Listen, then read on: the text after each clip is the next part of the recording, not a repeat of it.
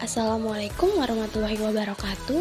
Kami dari kelompok 3 SIF A, praktikan analisa kuantitatif farmasi akan memaparkan materi tentang iodimetri, iodometri. Selamat menyaksikan. Teori. Titrasi iodometri merupakan salah satu metode titrasi yang didasarkan pada reaksi, reduksi, dan oksidasi. Cara kerja dari reaksi-reaksi yang terjadi akan meliputi perubahan bilangan oksidasi atau perpindahan elektron-elektron dari zat-zat yang nantinya bereaksi. Iodimetri menggunakan iodium sebagai pereaksi oksidasi. Pada iodometri, pada saat reaksi oksidasi, iodium akan direduksi menjadi iodin sesuai reaksinya. Sedangkan iodometri menggunakan ion iodide sebagai pereaksi reduksi. Pada iodometri ini, sampel yang bersifat oksidator direduksi dengan kalium iodide berlebihan dan akan menghasilkan iodium yang dititrasi oleh natrium tiosulfat.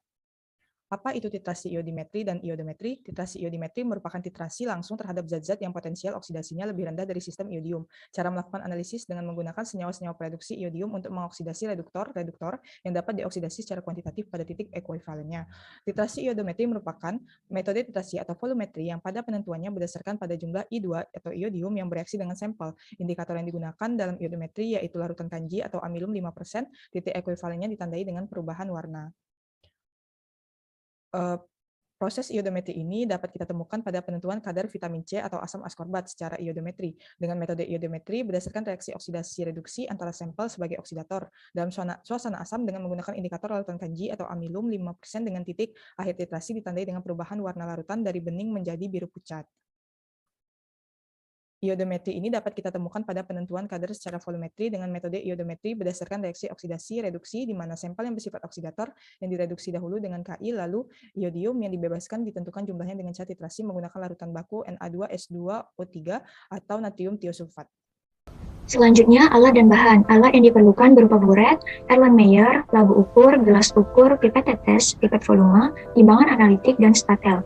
Masing-masing alat diperlukan sebanyak 1 buah.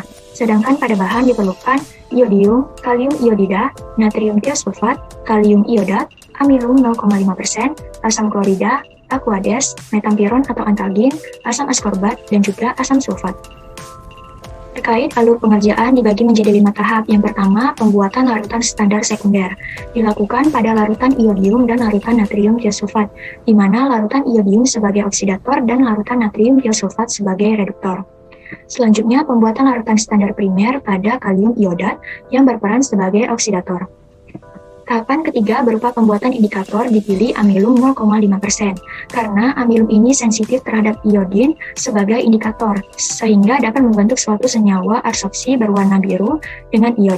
Indikator ini diperlukan untuk menunjukkan titik akhir titrasi yang ditandai dengan adanya perubahan warna. Pada titrasi iodometri terjadi perubahan warna dari biru menjadi bening, sedangkan pada titrasi iodimetri terjadi perubahan warna dari bening menjadi berwarna biru. Tahapan keempat berupa pembakuan larutan standar sekunder.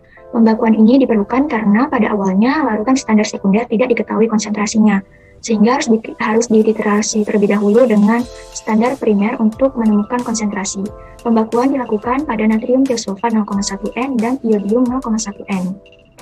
Tahapan terakhir berupa penetapan kadar. Penetapan kadar ini dilakukan pada bahan berupa metampiron atau antalgin dan juga asam askorbat. Jadi setelah kita melakukan titrasi, akan kita dapatkan volume larutan sebagai berikut dapat dilihat pada tabel. Nah, lalu kita lakukan penentuan konsentrasi dari larutan sekunder yang kita gunakan. Pertama, kita melakukan pembakuan larutan antara natrium tiosulfat dengan kalium iodat dengan 3 kali replikasi. Jadi volume yang kita dapatkan itu sebesar 17,06 ml. Selanjutnya kita masukkan ke dalam persamaan titrasi sehingga didapatkan konsentrasi dari natrium tiosulfat itu sebesar 0,058 N. Untuk reaksinya sendiri, jadi di sini kita menggunakan HCl karena HCl ini kan merupakan oksidator yang kuat sehingga dapat direduksi oleh kalium iodat dan menghasilkan iodium. Nah, selanjutnya iodium inilah yang bakalan bereaksi dengan si natrium tiosulfat, menghasilkan natrium iodat ditambah dengan natrium tiosulfat. Nah, selanjutnya juga kita melakukan pembakuan larutan iodium dengan si natrium tiosulfat yang telah kita bakukan sebelumnya. Hasilnya kita dapatkan konsentrasi dari iodium itu sebesar 0,032 N. Untuk reaksinya dapat dilihat pada slide berikut. Nah, setelah kita melakukan pembakuan larutan standar sekunder, kita selanjutnya masuk ke dalam titrasi si sampel yang kita gunakan. Di sini kita menggunakan 2 sampel, yakni kadar metampiron dan juga si asam askorbat. Untuk si metampiron, kita dapatkan konsentrasinya itu sebesar 0,022 N.